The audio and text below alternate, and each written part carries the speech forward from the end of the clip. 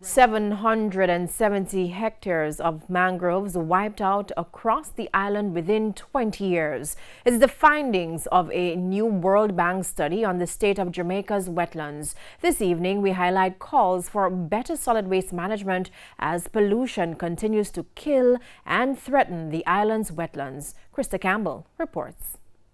That budget, according to Chief Scientific Officer at the Discovery Bay Marine Lab in St. Anne, Camilla Trench, was from the National Works Agency to rehabilitate mangroves along the Palisades Main Road in eastern Kingston. He said it amounted to a few $1 million of taxpayers' money to, among other things, remove garbage washed into the Kingston Harbor from gullies across Kingston and St. Andrew.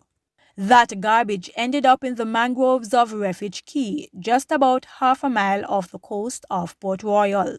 So much garbage, it was literally choking the life out of the mangroves on the quay. A team of fishermen helped the Port Royal Marine Lab clean the waste. Painstaking work. It is nasty, dirty work. They went in and they by hand cleaned it. And after cleaning it, we actually saw the flow of water resume. The water would go in, flush the area and come back out.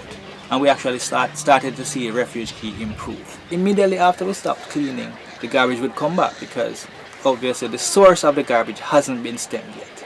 So the garbage has come back, is coming, and it keeps coming.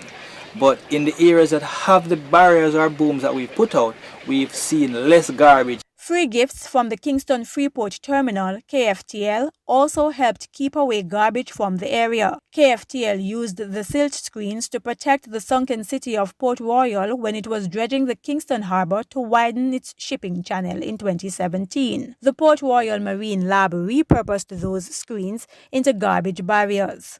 But Chief Scientific Officer at the Port Royal Marine Lab, Hugh Small, is worried severe bad weather could easily put things back to square one. To be honest, I don't think so. I mean, these barriers that we put up are just, moored or anchored in. They're not designed to withstand any kind of serious weather type activity, especially a storm or hurricane would clearly wash these barriers away. Mr. Trench laments that Jamaica's solid waste problem is threatening mangroves in the bog forest of Montego Bay, St. James, and elsewhere. The garbage and the mangroves don't do very well.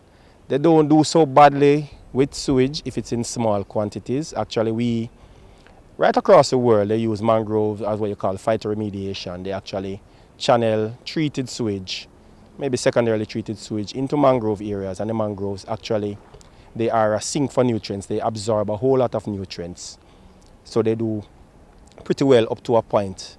Once it's not too much nutrient or too much of a sewage load, then they'll do pretty fine. Problem is, too much sewage has been seeping into some of the island's mangroves and, together with a host of other human activities, has contributed to the death of the wetlands across the island over the years. We'll explore the issues in detail in a mangrove documentary on Tuesday, November 10, 2020. Krista Campbell, TVJ News.